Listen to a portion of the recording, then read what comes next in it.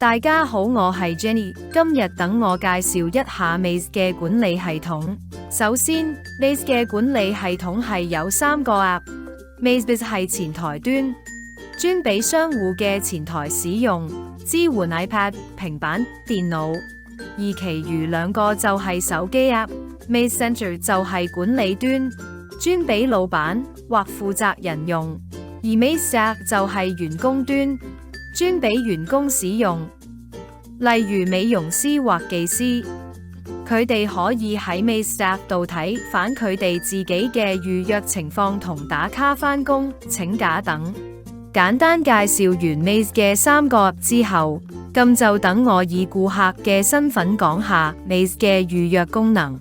顧客可以透過店鋪嘅 link 或者用手機掃店鋪嘅 QR code 就可以入網頁進行預約。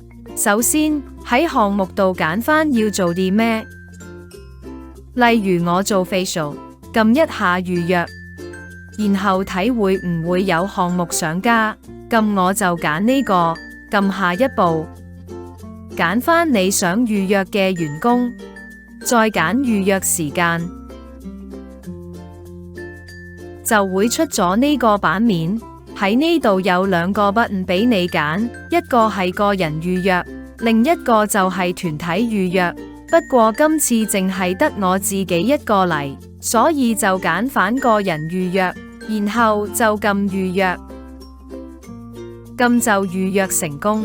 跟住顧客就會收到份 confirm 嘅 email， 喺 email 入面，客人可以撳 confirm 預約，預約其他日子或者 cancel 預約等。與此同時，顧客預約成功之後，前台員工就可以喺 Maze 前台端 App 度即時收到預約通知。您有一條新的預約，請及時處理。跟住開日程就可以即時睇到顧客預約咗邊位嘅員工，同埋預約咗咩時間。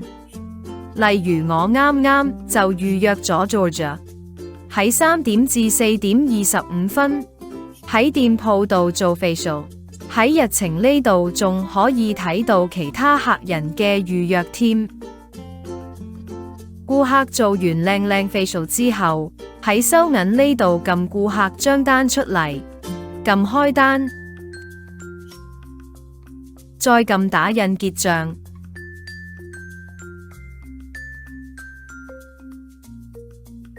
咁就可以開張單俾顧客。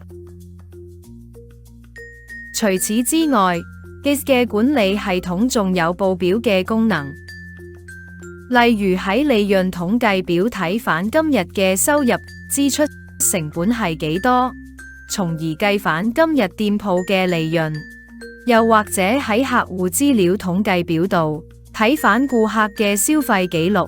例如呢位顧客 Cindy 嘅儲值卡餘額係752元個4，今個月喺店鋪嘅消費係69元個3，最近消費日期係6月8號等，甚至可以睇埋員工嘅業績、庫存記錄等等。Maze 更支援打造一個屬於你店鋪嘅特色網頁版面。